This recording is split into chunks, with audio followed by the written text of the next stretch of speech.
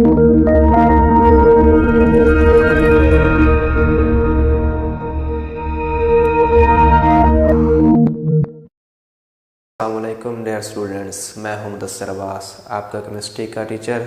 आज हम new 9th chemistry के फर्स्ट चैप्टर में डिस्कस करने जा रहे टॉपिक है एलोट्रॉपिक फॉर्म्स ऑफ सब्सटेंस। सबसे पहले हम इसकी डेफिनेशन देखते हैं कि आपके पास एलोट्रॉपी किस चीज़ का नाम है। हमारे पास जो एलिमेंट्स हैं, elements and compounds, elements and compound exist करते हैं, पाए जाते हैं इन मोर देन वन, एक से ज़्यादा डिफरेंट स्ट्रक्चरल फॉर्म्स, मुख्तलिफ शक्लों के हालत में पाए जाते हैं। हैविंग डिफरेंट, उनकी क्या होती है, डिफरेंट होगी। क्या चीज़, थोड़ी सी डिफरेंट होगी।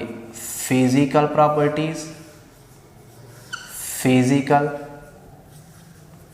प्लस केमिकल,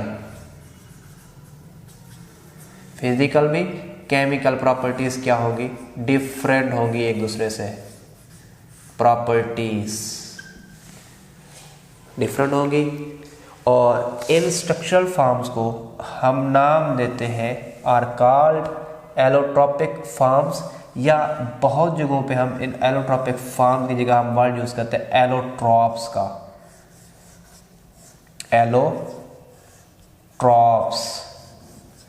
एलोट्रॉप्स का भी हम नाम देते हैं। ठीक हो गया। And this phenomena is called allotropy, और इस अमल को हम नाम देते हैं एलोट्रॉपी का। ये हमारे पास क्या है, सिंपलेस्ट डेफिनेशन है, आपने इसको याद कर लेना है। उसके बाद आपने क्या करना है, कुछ एग्जांपल याद करनी है इस टॉपिक के अंदर। जी, सबसे पहले हम जो एग्जांपल देखने जा रहे हैं एलोट्रॉपी के लिहाज से, वो हमारे पास है ऑक्सीजन। ऑक्सीजन हमारे पास एक एलिमेंट है जो हमारे पास क्या होता है, दो फॉर्म्स के अंदर एग्जिस्ट करता है, स्ट्रक्चरल फॉर्म। इसकी एक फॉर्म का फार्मूला है O2, दो ऑक्सीजन के एटम होते हैं जिसमें, और एक फॉर्म का फार्मूला है O3 जिसमें ऑक्सीजन के 3 एटम होते हैं। जिसमें ऑक्सीजन के 2 एटम होते हैं उसको हम नाम देते हैं सिंपली ऑक्सीजन का, और सेकेंड जो डायग्राम है जिस मॉलिक्यूल है उसमें हम देखते हैं जिसमें ऑक्सीजन के 3 एटम कंबाइन होते हैं उसको हम नाम देते हैं ओजोन का। ओजोन को हम ट्राई एटॉमिक मॉलिक्यूल का भी नाम देते हैं क्योंकि 3 एटम यहाँ पे कंबाइन होते हैं। अगर हम इन दोनों की बात करें तो हमारे पास जो ओजोन है ये अनस्टेबल है, और अनस्टेबल होने के साथ साथ ये हाईली रिएक्टिव भी है।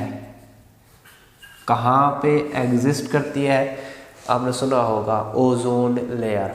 हमारे एनवायरनमेंट के स्ट्रेटोस्फीयर के अंदर ये ओजोन के मॉलिक्यूल इकट्ठे होकर एक लेयर बिल्ड कर देते हैं जिसको हम कहते हैं ओजोन लेयर। उसके बाद हमारे पास क्या है, ऑक्सीजन। नॉर्मल हमारे एनवायरनमेंट के अंदर क्या होती है, ऑक्सीजन ये O2 की फॉर्म में क्या करती है, एग्जिस्ट करती है। हमारा जो हमारे पास एटमॉस्फेयर है उसका राउंड अबाउट 21% इस ऑक्सीजन पे क्या होता है, मुश्तमिल होता है, O2। ये 21% किसके में होगी, हमारे पास एयर के अंदर। जो हम हवा हमारे एटमॉस्फेयर में पाई जाती है उसके अंदर 21% तक क्या होती है, जो ऑक्सीजन होती है वो O2 की फॉर्म में होती है, और जो ओजोन है वो हमारे पास स्ट्रेटोस्फीयर के अंदर जो ओजोन की लेयर है उसमें ज़्यादातर पाई जाती है। नेक्स्ट हमारे पास जो एलिमेंट है जिसके हम एलोट्रॉप्स देखेंगे वो हमारे पास है कार्बन। कार्बन के 3 एलोट्रॉपिक फॉर्म एग्जिस्ट करती है। एक है डायमंड, ग्रेफाइट, लास्ट वन हमारे पास है बकमिस्टर फ्लोरीन्स। 1 बाय 1 करके हम इनको देखते हैं और इनके दरमियान बेसिक डिफरेंस देख लेंगे। सबसे पहली फॉर्म हमारे पास जाती है डायमंड। डायमंड के अंदर जो कार्बन स्ट्रक्चर बनाते हैं वो हमारे पास होते हैं जेड मैक्रो मॉलिक्यूल। एक बड़ा मॉलिक्यूल बना देते हैं, मैक्रो मॉलिक्यूल इसके अंदर, डायमंड के अंदर। और डायमंड के अंदर हमारे पास क्या होता है, जो कार्बन होता है, एक कार्बन वो हमारे पास क्या होता है, कनेक्टेड होता है, जुड़ा हुआ होता है विद अदर 4 कार्बन। मज़ीद 4 कार्बन के साथ एक कार्बन क्या होता है, अटैच होता है। अगर हम यहाँ पे देखते तो हमारे पास फर्ज करें कि ये एक कार्बन है, तो इसके साथ ये ऐसे एक कार्बन अटैच होगा, एक कार्बन ऐसे अटैच होगा, एक कार्बन ऐसे अटैच होगा, और इस तरीके से ये 4 कार्बन इसके साथ क्या होते हैं, अटैच होते हैं। और हर कार्बन मज़ीद क्या होता है, 4 कार्बन से अटैच होते हैं। इस तरीके से हमारे पास क्या बन जाता है, नेटवर्क बन जाता है। नेक्स्ट हमारे पास जो है कार्बन की एलोट्रॉपिक फॉर्म है, वो है हमारे पास ग्रेफाइट। ग्रेफाइट क्या है, आपने देखा होगा, जो लेड पेंसिल होती है उसका जो सिक्का होता है वो मोस्टली ग्रेफाइट का ही बना होता है। ठीक हो गया। और डायमंड के बारे में आपने देखा हुआ है क्या चीज़ होती है जी, ग्रेफाइट। डायमंड के अंदर कार्बन जेड मैक्रो स्ट्रक्चर बनाते हैं, मैक्रो मॉलिक्यूल की फॉर्म में, लेकिन ग्रेफाइट के अंदर ये लेयर स्ट्रक्चर बनाता है, लेयर स्ट्रक्चर की फॉर्म में पाया जाता है, लेयर स्ट्रक्चर। और इसके अंदर जो कार्बन के एटम होते हैं, किसके अंदर, ग्रेफाइट के अंदर, जो कार्बन है वो एक्चुअल में क्या होता है, रिंग की फॉर्म में होता है, और उसको हम कहते हैं हेक्सागोनल रिंग बनाया हुआ होता है कार्बन के एटमों ने। ठीक हो गया। और ये जो रिंग होते हैं ये हमारे पास एक दूसरे के साथ फ्यूज़ होकर एक सिंगल लेयर बना देते हैं, और उस लेयर के ऊपर क्या होता है, और मज़ीद लेयर आ जाती हैं। इस तरह के हमारे पास क्या होता है, कार्बन कंबाइन होता है, ये मज़ीद ये इस तरह के हमारे पास क्या होते हैं, स्ट्रक्चर्स में एग्जिस्ट करती हैं। इस तरह के मज़ीद हमारे पास क्या होंगे, रिंग एग्जिस्ट करेंगे ग्रेफाइट के अंदर। ये डायग्राम जब हम देखेंगे उसमें आपको मज़ीद क्लियर हो जाएगा कि किस तरीके से होता है इस तरह की स्ट्रक्चर। लास्ट में हमारे पास जो है वो है बकमिंस्टर फ्लोरीन। इसके बारे में आपके सिलेबस में थोड़ा सा मज़ीद डिस्कस किया गया है, थोड़ा सा एक्सप्लेन किया गया है। इसके साथ एक चीज़ लिखी गई है C60। इसका मतलब क्या है, बकमिंस्टर फ्लोरीन के अंदर कार्बन के 60 एटम पाए जाते हैं। इसका मतलब क्या है कि ये एक ही मॉलिक्यूल है। इसका मतलब क्या होगा, बकमिंस्टर मॉलिक्यूल, ये हमारे पास जो फ्लोरीन है ये सिंगल मॉलिक्यूल है, एक सिंगल मॉलिक्यूल है। किसका, कार्बन के 60 एटमों का। ये जो कार्बन के 60 एटम है ये हमारे पास एग्जिस्ट करते हैं एक स्फीयर की फॉर्म में। स्फीयर जैसे हमारे पास एक बॉल होती है, स्फीयर की फॉर्म में, और मिल के क्या बना देते हैं, एक केज बना देते हैं, एक पिंजरे नुमा स्ट्रक्चर बनाते हैं। स्फीयर के अंदर जो कार्बन के एटम होते हैं वो कैसे जुड़े होते हैं, कार्बन जो होता है वो एक दूसरे के साथ कनेक्टेड होता है, और हमारे पास कार्बन कनेक्टेड होते हैं एक दूसरे के साथ। किस तरीके से कनेक्टेड होते हैं, हमारे पास फ्लोरीन के अंदर जो कार्बन कनेक्टेड होते हैं वो हमारे पास हेक्सागोन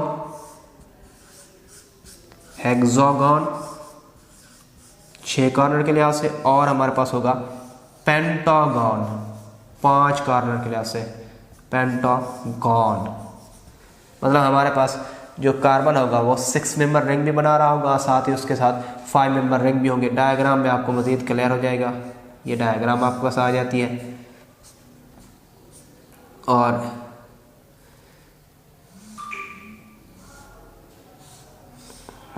ये इस तरह के हमारे पास क्या होते हैं, आपको ये 5 मेंबर रिंग है, और ये हमारे पास क्या है, 6 मेंबर्ड रिंग आपको नज़र आ रहा है। इस तरीके से क्या होता है, कार्बन अपनी वैलेंसी को सेटिस्फाइड करता है कि हमारे पास इस तरह के बहुत सारे रिंग आपको नज़र आते हैं। ये हमारे पास है बकमिंस्टर फ्लोरीन के बारे में, थोड़ा सा हम इसको आगे भी देखते हैं और इनका डिफरेंस भी हम यहाँ पे आगे डिस्कस करेंगे।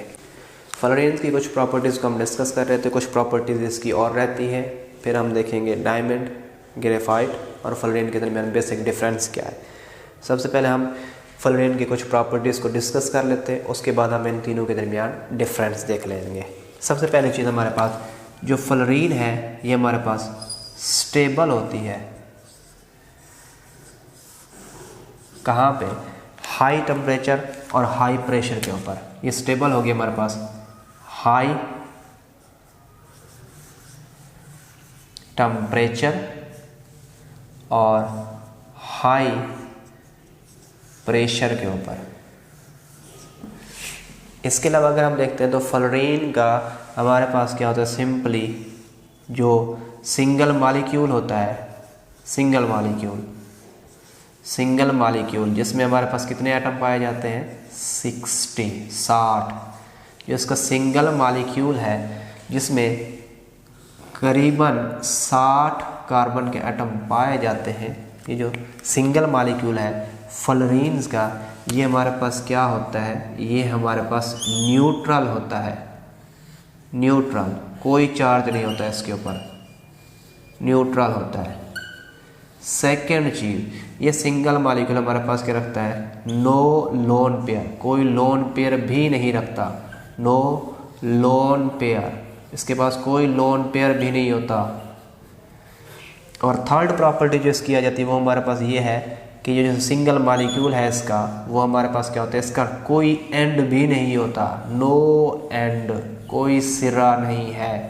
ये एक बॉल की तरह हमारे पास क्या करता है, एग्जिस्ट करता है। ठीक हो गया यहाँ तक। ये हमारे उसके पास क्या होता है, फ्लोरीन के सिंगल मॉलिक्यूल के बारे में कुछ इन्फॉर्मेशन थी। अब हम डायमंड, ग्रेफाइट और फ्लोरीन के दरमियान बेसिक डिफरेंस देखते हैं क्या है, फिर उसके बाद मैं आपको डायग्राम के साथ भी इसको समझाऊंगा कि क्या चीज़ होती है। सबसे पहला डिफरेंस, जो डायमंड है ये हमारे पास हार्ड है, बहुत हार्ड होता है डायमंड, हार्ड। अगर हम ग्रेफाइट की बात करते हैं तो ग्रेफाइट भी हमारे पास क्या होता है, हार्ड होता है, सख्त होता है, लेकिन डायमंड से ज़्यादा हार्ड नहीं होता। लेकिन जो फ्लोरीन है ये हमारे पास क्या है, सॉफ्ट है, सॉफ्ट है। उसके बाद अगर हम नेक्स्ट देखते हैं, डायमंड हमारे पास क्या है, इसका मेल्टिंग और बॉइलिंग पॉइंट क्या होगा, हाई होगा, हाई मेल्टिंग पॉइंट है डायमंड का। और अगर हम ग्रेफाइट की बात करते हैं तो इसका भी मेल्टिंग पॉइंट क्या है, हाई है, हाई मेल्टिंग पॉइंट। लेकिन जब हम जाते हैं फ्लोरीन की तरफ तो यहाँ पे आ जाता है हमारे पास डेविएशन और इसका क्या जाता है, लो मेल्टिंग पॉइंट। तीसरी चीज़ हमने देखनी है इनकी कंडक्टिविटी, इलेक्ट्रिकल कंडक्टेंस। डायमंड को देखें तो ये हमारे पास क्या है, इंसुलेटर है, इंसुलेटर है। ग्रेफाइट की तरफ जाए तो कार्बन की वाहिद फॉर्म में जो हमारे पास क्या है, कंडक्टर है।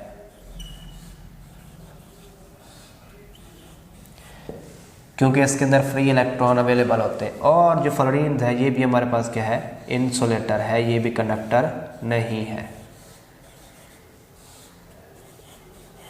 इंसुलेटर है। और ये जो सिंगल मॉलिक्यूल इसमें बॉन्ड कौन सा होगा,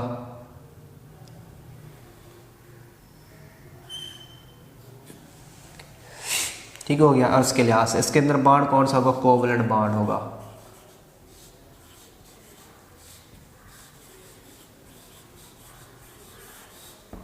कोवलेंट बॉन्ड होगा। और साथ ही हमारे पास क्या, क्योंकि कोवलेंट बॉन्ड है तो हमारे पास ये क्या होंगे, सॉल्युबल होंगे, सॉल्युबल होंगे किसके अंदर, ऑर्गेनिक सॉल्वेंट के अंदर।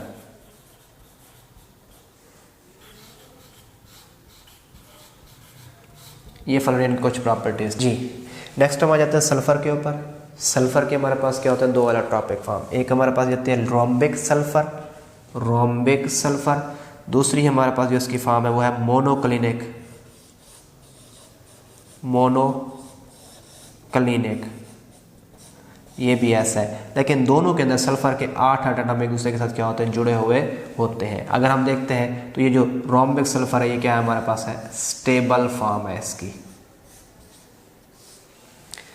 अब हम आ जाते हैं बेसिकली इनके डिफरेंसेस के दरमियान डायग्राम के साथ देखते हैं कि हमारे पास कार्बन के जो तीनों एलोट्रॉपिक फॉर्म्स हैं, डायमंड, ग्रेफाइट और फ्लोरीन, इनकी स्ट्रक्चर कैसे कैसे है पिक्चर के साथ हम देखेंगे और वहाँ से हम समझने की कोशिश करेंगे और सल्फर के भी फॉर्म्स को, दोनों को हम समझने की कोशिश करते हैं। सबसे पहले हम यहाँ पे जो डायग्राम आपको दिखाई गई है ये सबसे पहले आपको दिखाएगी ये डायमंड की। ये हमारे पास क्या है, डायमंड, जिसको हम हीरे का भी नाम देते हैं, तो ये डायमंड की स्ट्रक्चर है। नेक्स्ट देखें तो हमारे पास डायमंड के अंदर ये आपको दिखाया जा रहा है कार्बन के एटम किस तरीके से जुड़े हुए हैं, कि एक कार्बन दूसरे एटम के साथ किस तरीके से कनेक्टेड है। और हमारे पास ये एक नेटवर्क स्ट्रक्चर, एक बहुत बड़ी स्ट्रक्चर आपको नज़र आ रही है कि हर एटम दूसरे एटम के साथ और ये जॉइंट मॉलिक्यूल बना देता है। ये हमारे पास क्या किसकी स्ट्रक्चर है, डायमंड की। नेक्स्ट जो हमारे पास एग्जांपल है जिसकी स्ट्रक्चर हम डिस्कस कर रहे हैं वो देखिए हमारे पास ये आ गई स्ट्रक्चर ग्रेफाइट की। ग्रेफाइट देखिए आपको नज़र आ रहा है कहाँ पे है, ये लेड पेंसिल बनी हुई है। इस लेड पेंसिल के अंदर क्या होता है, ये ग्रेफाइट पाया जाता है। जो सिक्का होता है ना लेड पेंसिल का, वो ग्रेफाइट का बना होता है। और अगर हम इसकी स्ट्रक्चर को ओपन करके देखते हैं तो स्ट्रक्चर में देखिए आपको नज़र आ रहा है कि ये हमारे पास क्या है, लेयर्स बनी हुई हैं, डिफरेंट लेयर्स। ये एक ऊपर लेयर एक नीचे, ये हमारे पास एक लेयर स्ट्रक्चर में पाया जाता है। और नेक्स्ट चीज़ हम देखते हैं कि इसके अंदर जो कार्बन के एटम है वो देखिए आपको नज़र आ रहा है। एक लेयर के अंदर गौर से देखें तो आपको ये एक लेयर्स के अंदर सिंपली आपको हेक्सागोनल पैटर्न के अंदर नज़र भी आ रहे हैं। ये हमारे पास ग्रेफाइट स्ट्रक्चर है। और लास्ट के अंदर हम जिस चीज़ की स्ट्रक्चर देखने जा रहे हैं वो हमारे पास बकमिंस्टर फ्लोरीन है। ये आपको नज़र आ रहा है केज नुमा स्ट्रक्चर, सफ़ेयर नुमा, एक बॉल नुमा। ये हमारे पास क्या है, फ्लोरीन की स्ट्रक्चर है। और इसके अंदर क्या होता है, कार्बन के 60 एटम। मेन चीज़ आपने इसमें गौर से देखनी है कि इसमें जो कार्बन है ना वो अरेंज्ड होते हैं, तरतीब में होंगे। किसके अंदर देखिए आपको हेक्सागोनल भी नज़र आ रहा है और इसके साथ साथ आपको पेंटागोनल भी नज़र आ रहा है। इसकी स्ट्रक्चर वैसे फुटबॉल की तरह ही होती है। ये देखिए आपको 6 मेंबर रिंग है और साथ ही उसके आपको 5 मेंबर रिंग भी उसके अंदर नज़र आ रहा है। नेक्स्ट हम आ जाते हैं सल्फ़र की फॉर्म्स के ऊपर। सल्फ़र के जो दो फॉर्म्स हैं, रोम्बिक और मोनोक्लिनिक, इसमें कैसे होते हैं ये आपको नज़र आ रही है। ये यहाँ पे जो स्ट्रक्चर दी गई है वो आपको रोम्बिक की है, दूसरी यहाँ पे क्या दी गई है आपको, मोनोक्लिनिक की। दोनों के दरमियान बेसिक डिफरेंस देखिएगा। एक में आपके पास क्या है, ये जो सल्फ़र के 8 एटम एक ताजनुमा स्ट्रक्चर बना रहे हैं। आपको नज़र आ रहा है एक ताज होता है जैसे बादशाह का, वैसे रिंग बना हुआ है। वो रिंग देखिए आप बस एक के अंदर बिल्कुल सेम है और साथ वाले में देखें तो हमारे पास उनकी अरेंजमेंट क्या है, अपोजिट है, डिफरेंट है। एक में आपके पास स्ट्रेट है, एक में क्या है वो उलट हो गए हैं। इस तरीके से हमारे पास क्या ये स्ट्रक्चर डेविएट कर रही है। हमारे पास किस तरीके से चेंज हो रहे हैं वो आपको यहाँ पे क्लियर नज़र आ रहा है। ये हमारे पास सल्फ़र के लिहाज था। ये था हमारा आज का टॉपिक एलोट्रॉपिक के बारे में। होप्स हो कि आपको ये टॉपिक समझ आया होगा। अगर आपको कोई क्वेश्चन है इस टॉपिक से रिलेटेड तो आप कमेंट सेक्शन में ज़रूर पूछ सकते हैं। Thanks for watching.